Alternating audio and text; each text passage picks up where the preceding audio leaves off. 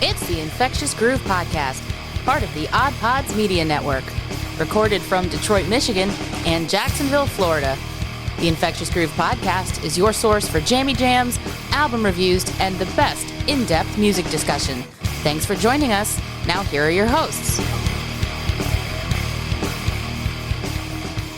Yes, you heard that right. It is, in fact, the Infectious Groove Podcast. My name is Russ, and we are slowly but surely making our way through Season 8 of the Infectious Groove Podcast, and I will be riding solo this week as far as Infectious Groove Podcast crew goes.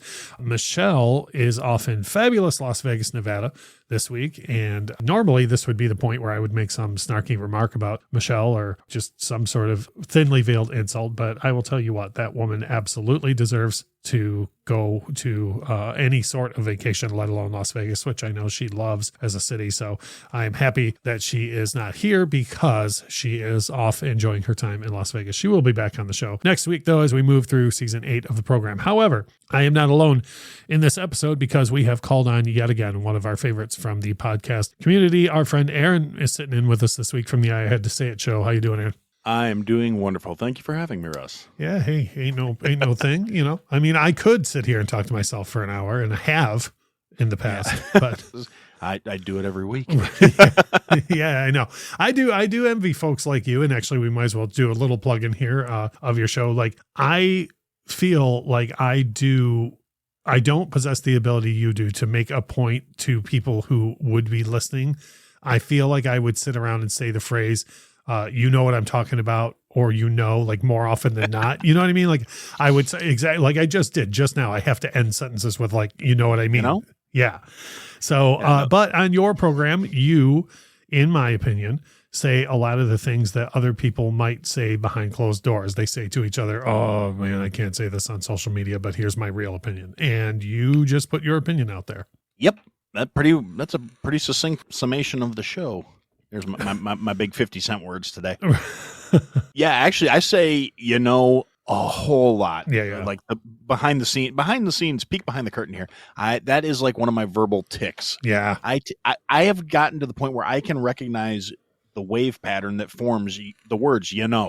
And I can edit them out of context without having to listen to the clip in the process. Just go, there's one. Right. Oh, dude. And, trust me. I would just the word alone, I can see it on the waveform as it's coming up. Yeah, I can believe that too. I mean, I think we all a certain amount. Right. It's just part of the gig, I think. Oh, for sure. As far as your show goes, and I want to make this clear to everybody when I said, Aaron sits around saying a lot of things that people say that they wish that they could say. In my opinion, he's not just sitting around just being a jerk or going, I'm going to disagree with other people.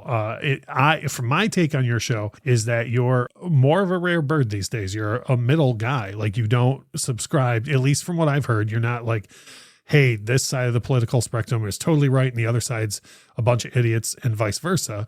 You point out a lot of what both sides, I feel, are making mistakes. And I like that there's somebody out there who is going, hey, I think that this side is making this mistake, that side is making that mistake, and I'm going to point out how. Well, thank you. That's pretty much what I'm going for.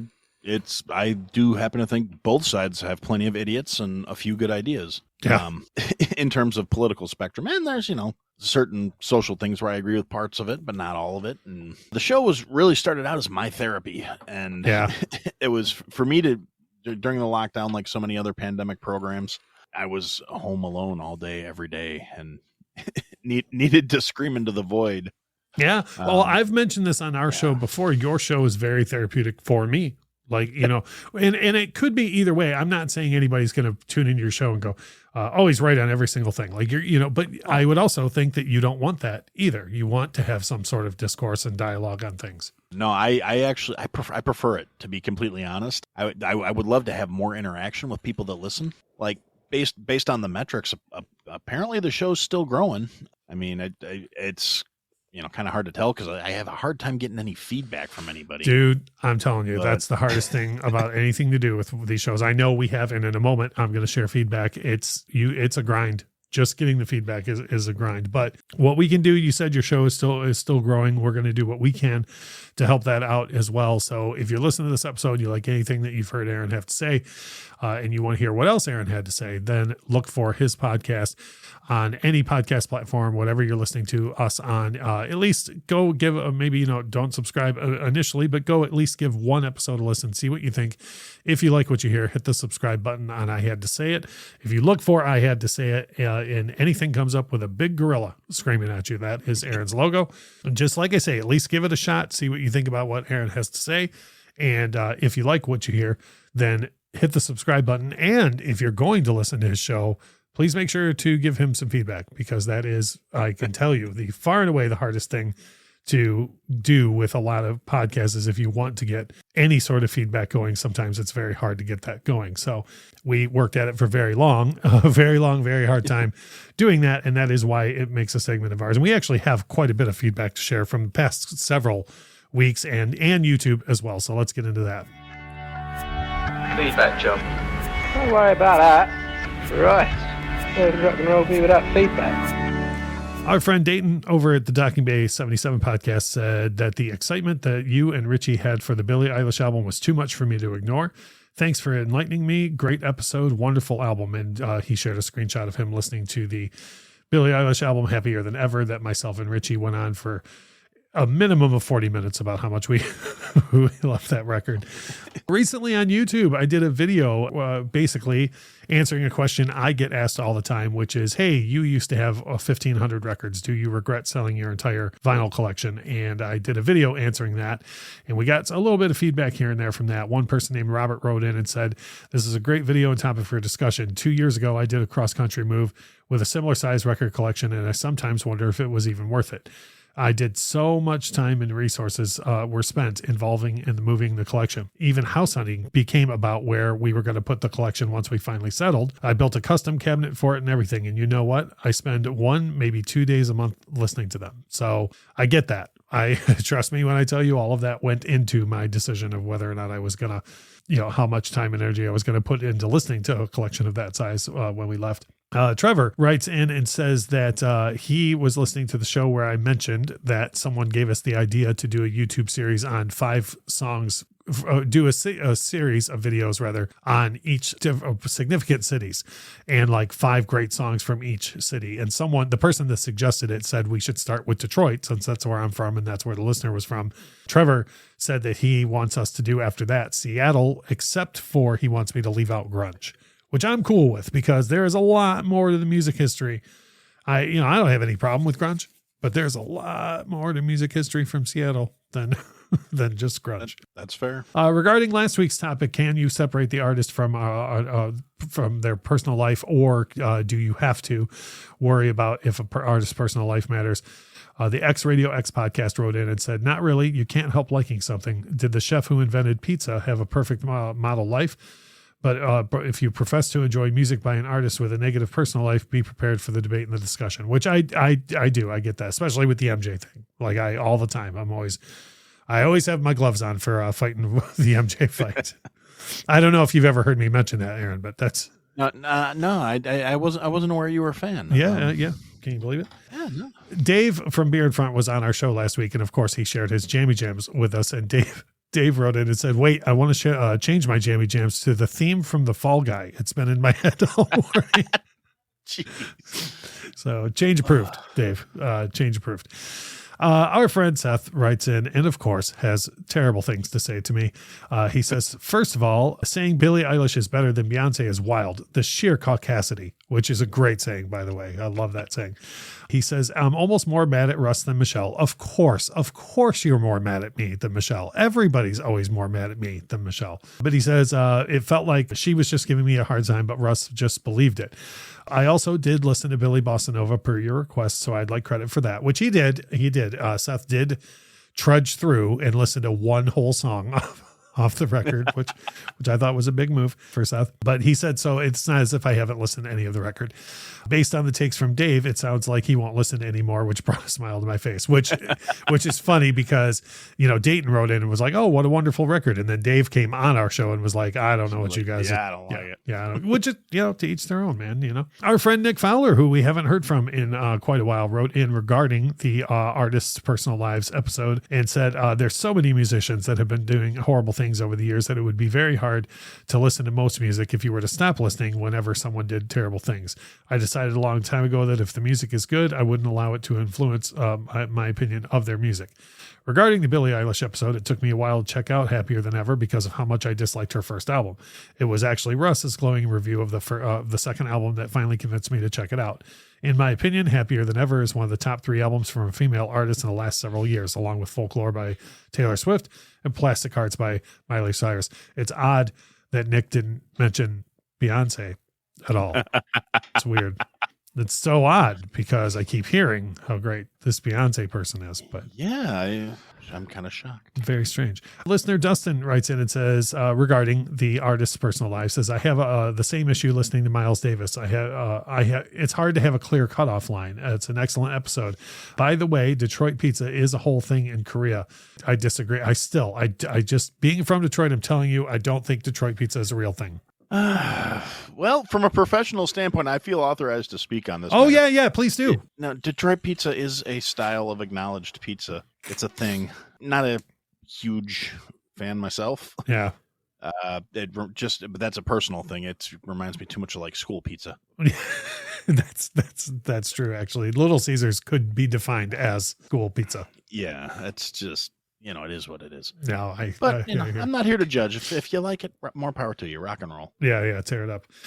So that is the feedback. Like I said before, you can leave us feedback pretty much anywhere on the internet, and we will go scour and find it and read it on the program as we move through. And Michelle will be back next week. So if you have anything to say to Michelle, Seth, or anyone else, please, by all means, leave us some feedback and we will help you out. Next segment that we go to is all the songs we've been listening to lately, and we call that segment Our Jammies. Our Jammy Jams. And for me, I have some kind of different things that I've been listening to this week. Number one is as far as Stevie Nicks' solo career, I am Stevie Nicks adjacent. Like I know Stand Back and Edge of 17, and that's about it. Like I've heard plenty of her other stuff, but I don't really have anything that I ever like really love by her. And I don't know why, but about this whole past week, I've had one of her solo songs stuck in my head called If Anyone Falls, which I guess I would say it's probably the closest to a rock song that Stevie Nicks does. Like, cause she doesn't, and I don't mean this in a bad way, but she doesn't do anything that I would call like rock music. And at least the chorus of the song is very like rock. Very rockish. Yeah, to me. So I've had that chorus stuck in my head all week. So I've been listening to that a lot. A band you could definitely consider rock and roll. And this came from the other day. I had a YouTube playlist playing at my work desk, and I was just going through doing some work stuff and letting YouTube run. And then that playlist ran out and YouTube just played something on its own. And when the song kicked in, I thought, my God, it's been so long since I listened to this song. And that's Them Bones by Alice in Chains. I love that song so much. Yeah.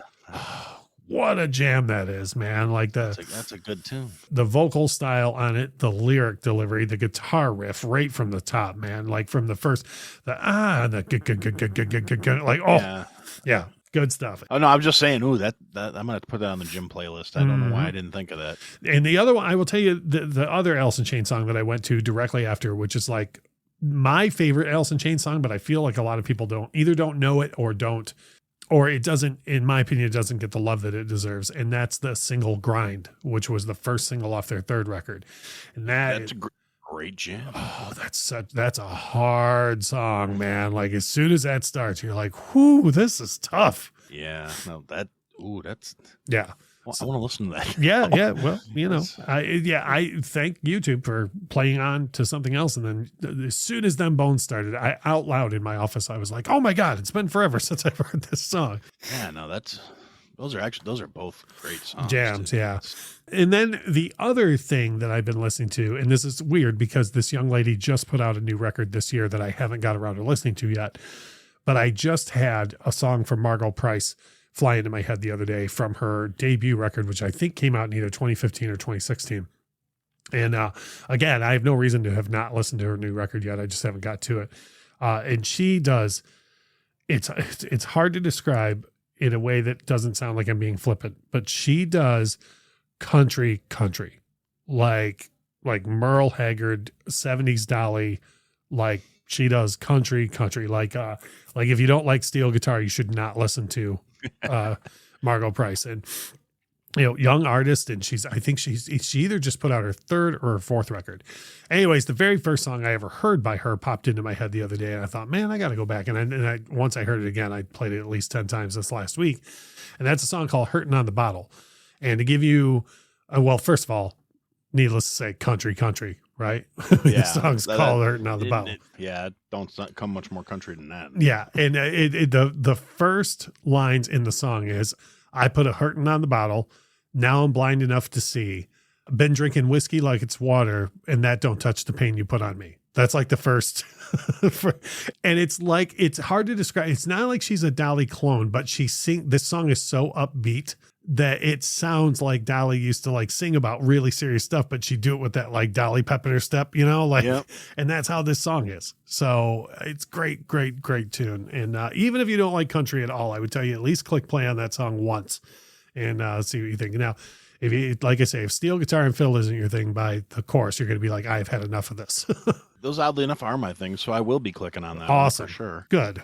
If I got a country, that's the kind of country I'm a country. Okay. Well, yeah, check that out. And like I say, that was Hurtin' on the Bottle was her first single off her first record. And I that record's great. I liked her second one. I want to say there was a third, and her new one is the fourth. And I glanced at the new one, like Mike Campbell is on it from the Heartbreakers, and she, Margo's straight out at Nashville. It's really good stuff. So but definitely check that out. Those are my jammy jams. Aaron, what have you been listening to?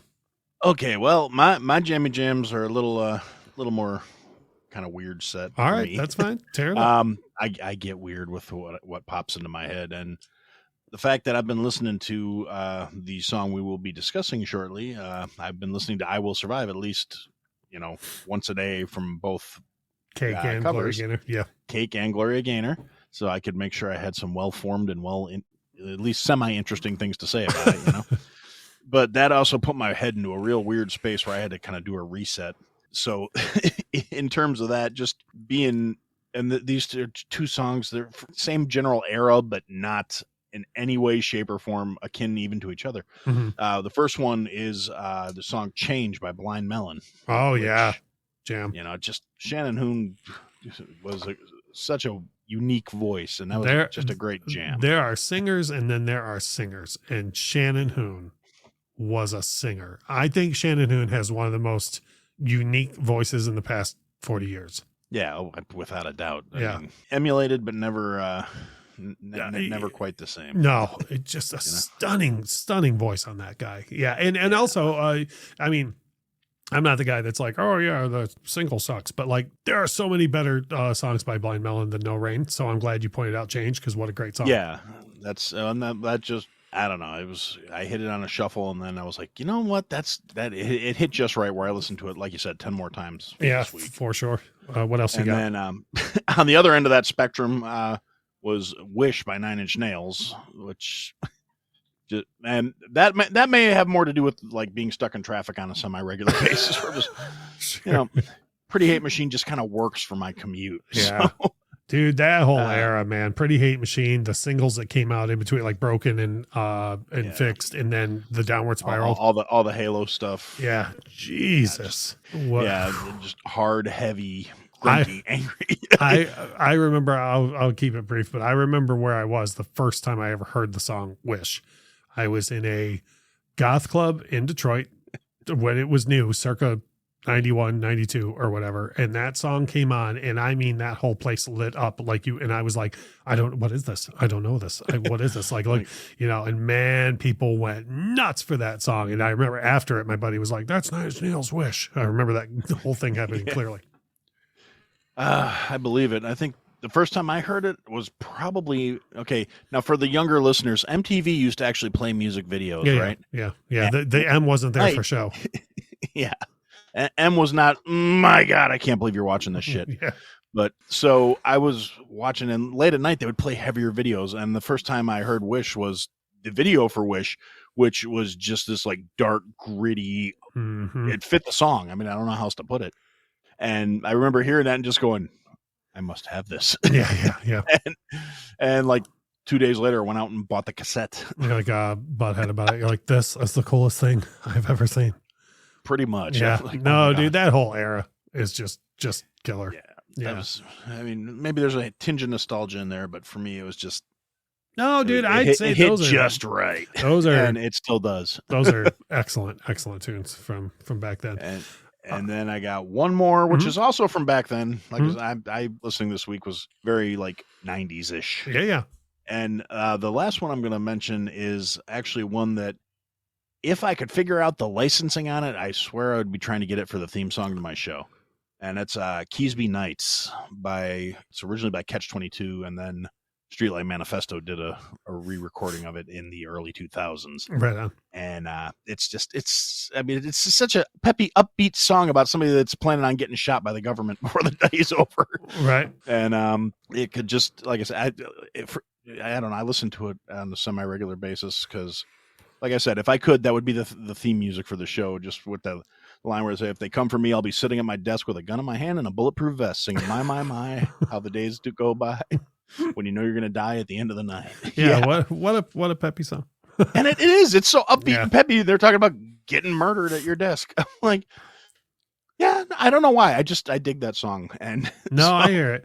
It's funny. We were talking, Lauren and I were talking recently offline about how she loves a lot of the peppy 70s material that is like really sad lyrics, but the and we were talking about how she thinks a lot of that comes from Weird Al, where like Weird Al has so many upbeat songs where he's just talking about terrible things. I mean, that's not wrong. Yeah. And so she probably was like, oh, okay, well, that's kind of what I want to hear more of, and so when you hear songs like that are upbeat but do not have an upbeat message. Yeah, it's a really unique blend. Yeah, and like I said, in this case, it's this like ska punk song that's da da da da da da da da da da da da da. That's awesome. It's just so it. I don't know. It always brings a giggle to my grimace. So, which we all could use more of. That's exactly. For sure. These songs and the two covers that we're going to talk about in the second half of the episode are going to be on the Infectious Groove podcast playlist, which Michelle will hopefully be rested up enough from Las Vegas to put that together for you. And speaking of the two covers, we're going to take a quick break, but the focus of this episode is going to be a totally epic cover battle that we're going to get into when we come back from a quick break. We're going to talk about the song I Will Survive, and it's going to be the original by Gloria Gaynor versus the cover by Cake. We're going to talk through what we like about both, which one we would pick, and why. You're listening to the Infectious Groove Podcast on the Odd Pods Media Network.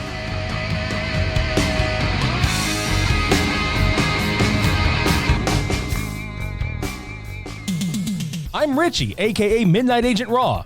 I'm Devin, aka Special Delivery Dev. We're the Super Media Bros Podcast. And each week, we give a comedically informative take on movies, music, television, pro wrestling, and much more.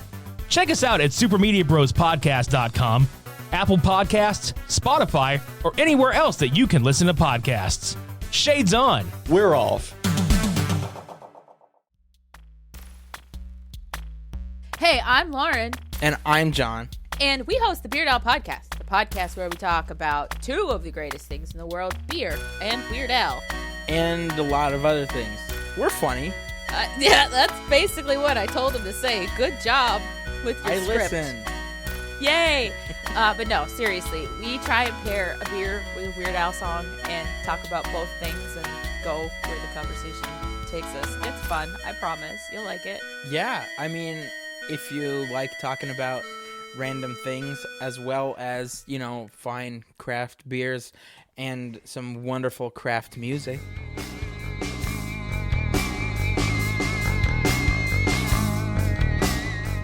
We are back. It's Russ from the Infectious Groove Podcast, and I've got my friend Aaron from the I Had to Say It podcast along with me this week. And Aaron has been called in for a special guest spot in our eighth and final season of the Infectious Groove Podcast for us to do one of our totally epic cover battles. I think this is one of the last ones too. I think we have maybe one more Totally Epic cover battle. But of course, we've got a whole bunch of other episodes to carry us through to the end of the season. However, how this works is we pick a well-known song, well-known to everybody except for Michelle.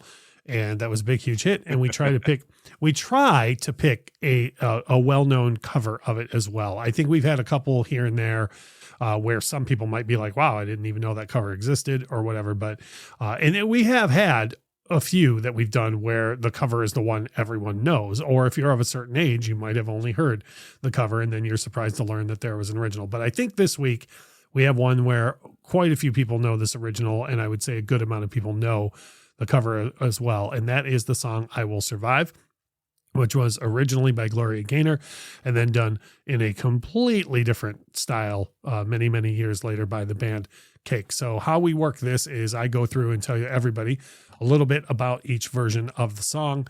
And then Aaron and I will talk about what we like about the original, what we like about the cover, which one is basically the best pick for us personally, or which version we would recommend for others to check out. So having said that, the Gloria Gaynor version of I Will Survive was first released in October of 1978. It's from her 6th album called Love Tracks. Now, here's a couple of things I found out that I never knew about this while I was looking into different things to look up to share with the audience.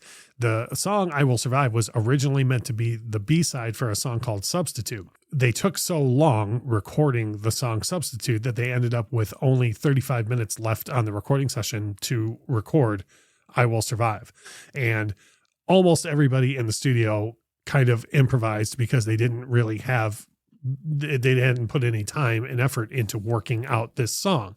So what you hear on the final track of I Will Survive is a lot of kind of everybody just kind of feeling it out as they go. Once it was all said and done, Gloria Gaynor was like, well, that's going to be a much bigger hit than the A-side. So she convinced the record label to release I Will Survive as the single.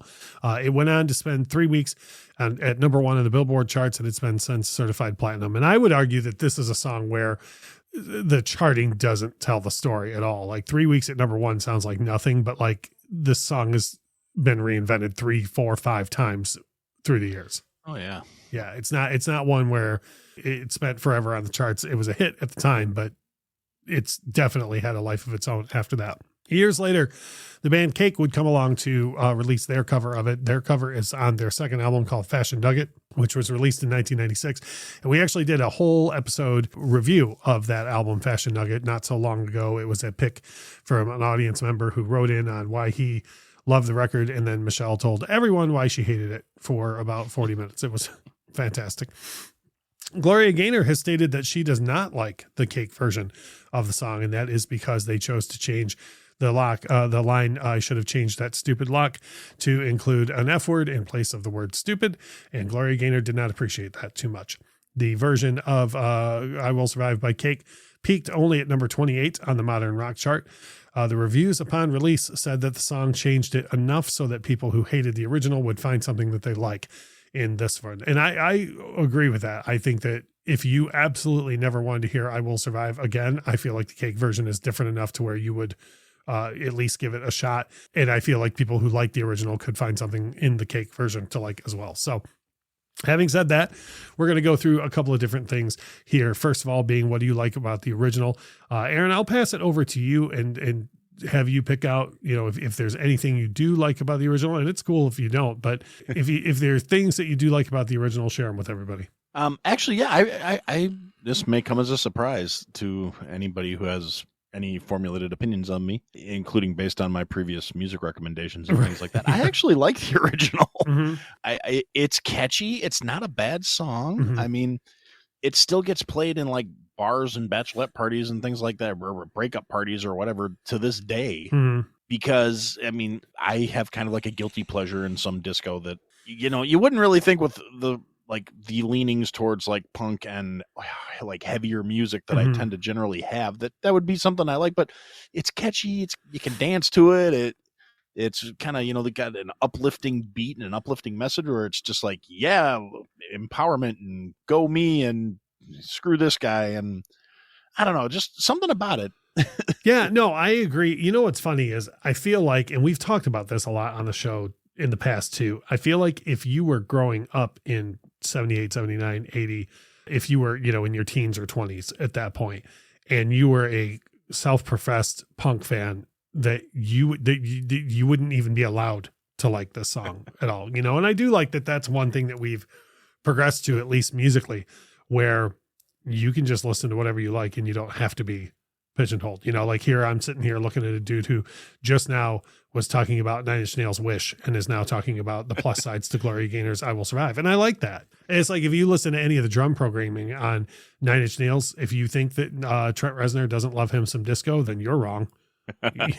Having said that, what's funny is I don't dislike disco at all, but I don't really love anything disco either. Disco is one of those genres that's just kind of there for me. Like if we were at a bar or whatever and somebody else played it, I wouldn't be like, oh, good Lord. I wouldn't be mad. And I also wouldn't jump up and be like, yes. Like there's like not one disco song I can think of that would make me be either overjoyed that I'm hearing it or upset that I'm hearing it. Yeah, that's a good way of putting it. I mean, for me, maybe I can clarify a little bit. Not that I'm trying to justify anything, but I'm saying for me personally, it's got to be something that's a little more funkish, a little more. I mean, because I'm a huge Parliament, Bootsy's Rubber Band, stuff like that. I just love it. All the stuff Stevie was doing in the 70s, just insane. Exactly. So that kind of stuff is, I'm all about it. And so anything, it's got, if I'm gonna be happy it's gonna have to be some funkier side. I mean, I can get past the the weird synth effects and stuff, as long as there's that little bit of funk to it. There's got to be a good bass line. It's got to something that'll get the booty moving. Yeah, no, I hear you. So I ain't sorry. yeah, and I'm not upset. The thing that I love most about this is probably Gloria Gaynor's main vocal. I think it's interesting that there has never been a big hit from a female covering this. And I think that the reason why, and this is just my opinion, but if you're going to cover her doing this vocally and be a female, you almost have to way overdo it, because she does exactly what this song is needed. Like there's not a point where she oversins or undersings. She just does a great job on it. And I feel like if you were going to be a female and cover this, you would have to be almost yelling or trying to put way too much emotion in it, because otherwise you're going to sound like you're just singing what she already sang. Yeah, that's a very succinct summary. Yeah, you know what I'm saying? Like I think that makes her vocal on this impressive. Yeah, it's very much she owned it. Yeah. There's somebody like Celine or Whitney. People, you get another female be like, well, I can't sing that just because of range, right? Like there's nothing outstanding about this vocal range wise. No, but it's all very dialed in. Yeah. In like the intensity and the it's just the levels are all there. yeah, it's a fantastic vocal, and that's far and away my favorite thing about it. As far as the cover goes, the first thing that sticks out to me is the bass line on this cover is so crazy good. It's actually one of the first things in my notes too. So. It's so crazy good, the bass line on this, and it's. I mean, I don't mind the guitar work on it. I don't mind the drumming on it. We'll talk about the vocals here in a little bit, but the bass work on this is something. It's like this guy sat down and was like, I do not care what happened on the original at all. Like, here's what I'm going to do with this. And it's, and at a time when that record came out in 96, bass players were going through a bit of a weird thing where the instrument was pretty much all but forgotten except for Flea. Like if Flea did something on a Chili Peppers record, then everybody paid attention to it. Yeah. And I feel like other than that, nobody really paid attention to any bass at all in the 90s.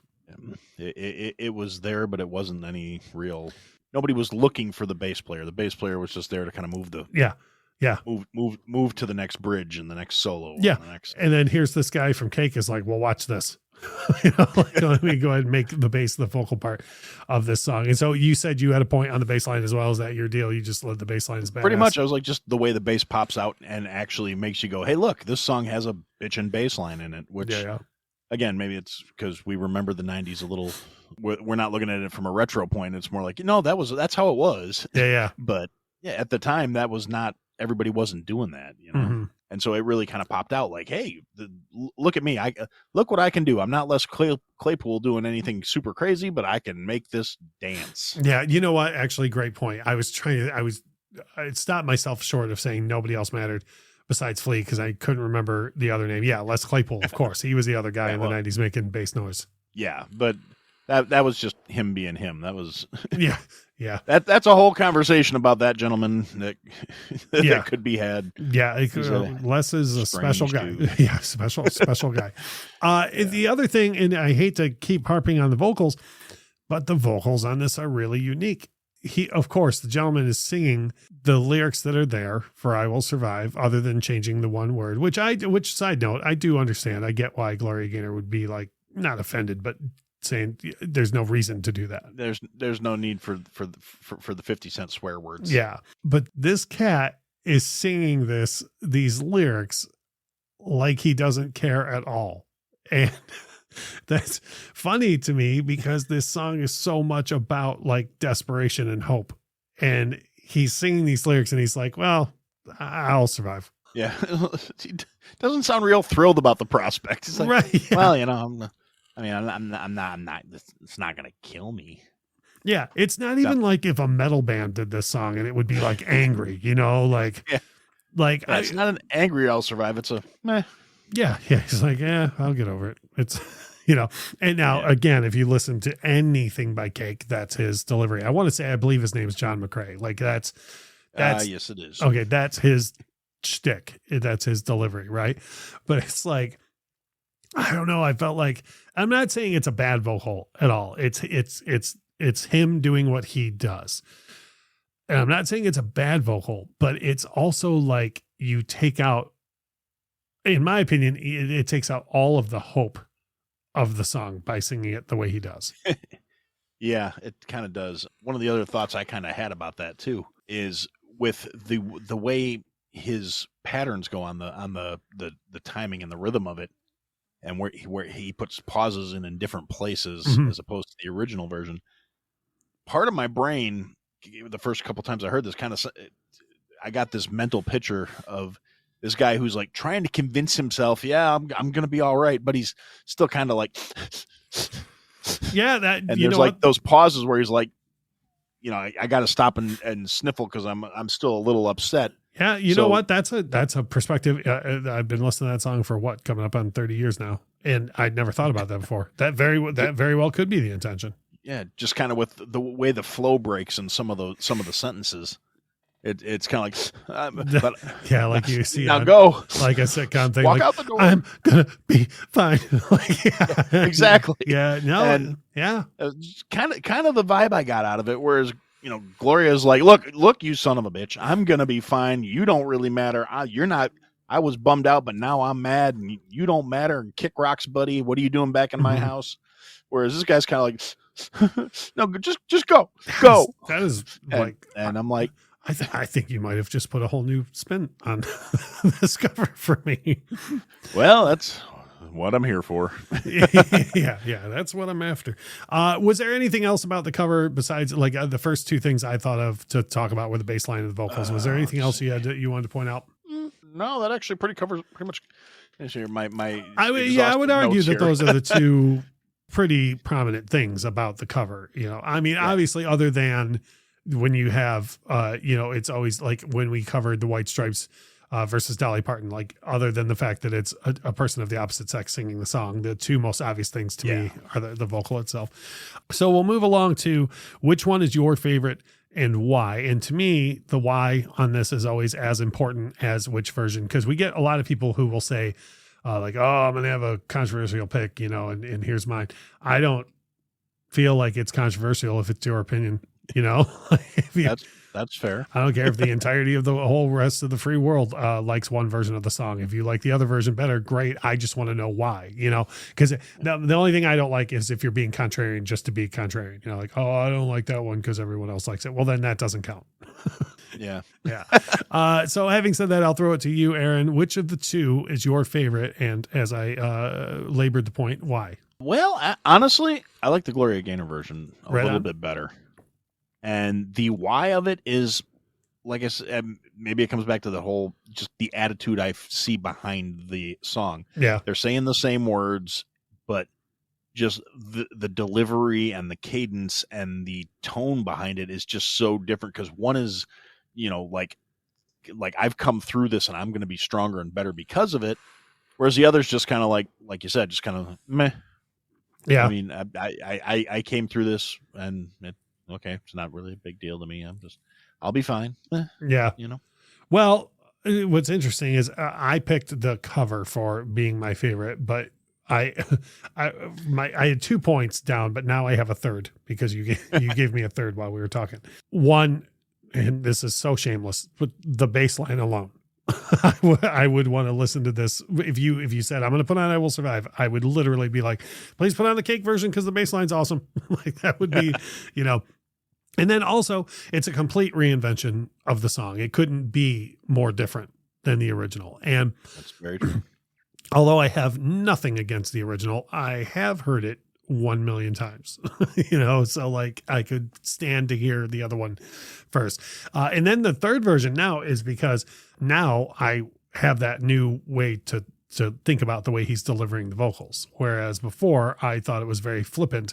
I'm now interested to listen to it more to see if it's actually desperate. Yeah. I appreciate that, and I'm glad I could give you a new way to look at things. Yeah, I'm stoked. The funny thing actually kind of may be the Gloria Gaynor one is in the 90s when this song was new and fresh from the Cake version. That was just with like my social circle and everything. We were playing the hell out of that CD. Yeah. So I've heard the cover a million times, and I was in my youth was like actively avoiding the original. Yeah. Like, oh God, turn this crap off. I don't need to hear any of this 70s bullshit. Right. This is old people music. Yeah. Well, today, now Cake is old people music now. Yeah. But the difference is now I consider myself old people. So. Right. I know. I was going to say, and we're all old people now. So if someone was to say to you, they want to hear the song I Will Survive, which version would you recommend and why? And now this is one where I'm glad we have this question, because on this one, for me, I picked the original. The reason why is because there is not an environment that the original doesn't go over in. Like you said, if somebody just went through a breakup, play I Will Survive. If somebody is super happy, play I Will Survive. It's just like it's going to go over no matter what environment that you put it in. Yeah, I'm inclined to agree with you on that one. I would say check out the original first, and then if you're feeling froggy, go check out the cover. Yeah. That would be because the cover is not bad. Like you said, that bass line is friggin' awesome.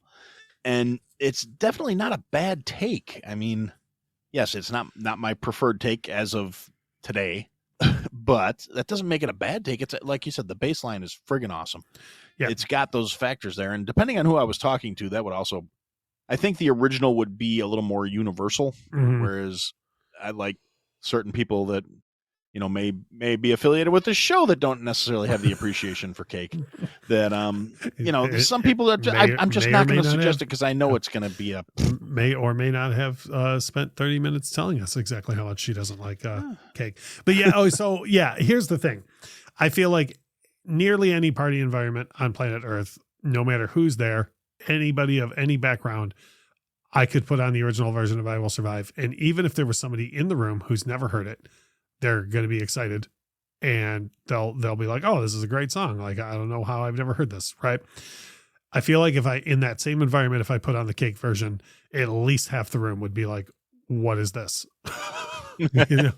Yeah. Like, dude, really? Yeah. Yeah. I could see that. Yeah. That's why of the two, I would put my recommendation behind the Cake version. At least for me, I think that's just the way that it would go down. Now, if there was somebody, like you said, it's case by case thing. If there's somebody who, let's say we're in a bar and I Will Survive comes on the jukebox and somebody says, oh my God, I'm so tired of this song. Or what in that instance, I would be like, oh, have you ever heard the Cake version? At least maybe hear a different take on it. Like, here, let me co-opt the jukebox now. Right. Yeah. I was gonna say that's actually one of my favorite modern conveniences is the jukeboxes you can control with the app from your phone. Mm-hmm. I've got a couple of bars that I will play songs not being there, just knowing that people that are there, just like. So it's funny you mentioned that. My father-in-law does that all the time. And what he does that is hilarious, at least to him, is he will, when we're getting ready to leave a bar, he will on purpose play like very long songs when, so there it's like, it's all still playing after he leaves. It's great. That man is unique. Yeah. You see people in a bar being like, how is this Pink Floyd song still going? Who played this? And nobody wants to own up to it because Dave left 20 minutes before that. Yeah. Yeah.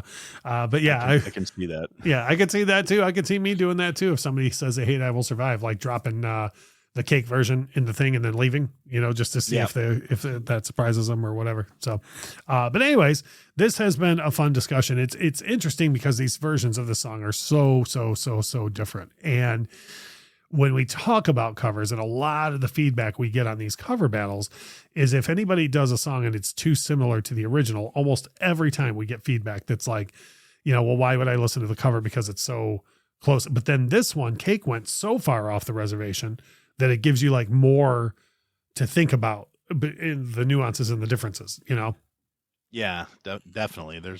It's definitely a different spin. Nobody can say they're too similar. That's not, suffering from head trauma. Right. It's the same song.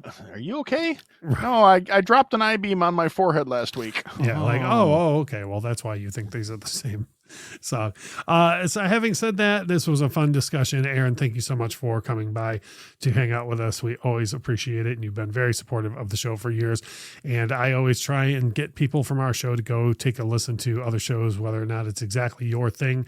And on this show, we almost never discuss politics and world events or anything, but that is exactly what Aaron discusses on his show. So if people want to go take a listen to your show, tell them what they're going to hear. You're going to hear rants, raving, general discussion of current events in the world, my opinions on general events and current events in the world, and sometimes I will talk about things like food or cooking or other little hobbyist stuff if I don't have anything particularly stuck in my craw, but I still want to make something worth listening to. Right on. And I promise the cooking stuff's actually pretty useful. No, I concur.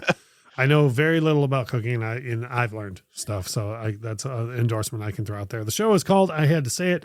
His name is Aaron. He wants you to listen to his show, but also he wants you to give feedback. So if you do listen to his show and you hear him say something you completely agree with, don't just sit there and shake your head at your podcast player. Write into his social media and tell him so. And if you hear him, and this is just as important, say something that you totally disagree with or that you don't quite like for any particular reason, by all means, handle it like an adult. Don't just go tell him he's dumb, wrong, or ugly. Go tell him your point of view and, more importantly, why, and get a dialogue going. Because me personally, even though we don't discuss politics or world events or anything on this show, I do think that it's very, very, very important that people from all sides listen to each other. And so Aaron is out there saying what he has to say. And instead of just yelling at him or telling somebody else that you think he's wrong, he's welcoming you to come and have a discourse with him so you guys can talk through your differences. And I think that that is a very, very good way to go about things. So please, on behalf of us, go take a listen to his show and, just as importantly, interact with him. Next week on our program, we are going to have some folks on our show that we've had, have never had on the show before. For the very first time, we're going to welcome Jamie and Shannon from the Married with TV show, which is part of the Odd Pods Media Network. And they both have an extremely busy schedule, and it's never quite worked out for all of us. And all signs are pointing to go for next week for us all to sit in together and have ourselves a big discussion. Our topic next week will be an album review, and oh boy, is the world in for a treat, because Michelle is coming down from on high to share with all of us her pick for an album. So if Michelle is ever personally, if you've ever been personally attacked by Michelle because of your album pick or an artist or a band you love, well, next week is for you, because Michelle's going to pick something that I probably will tolerate and everyone else will be able to have share their opinions with us. So you have that to look forward to. From myself and the Infectious Groove Podcast, and on behalf of Aaron, our guest this week, like we always say about this time, without music, life would be a mistake. Bye. Bye. The Infectious Groove Podcast is hosted by Russ Robinson, Kyle Wimple, and Michelle Koselecki. Produced and edited by Russ Robinson. Intro and outro music composed by Chris Kimmel. Recorded with a Rode Podcaster Pro and Rode Pod mics.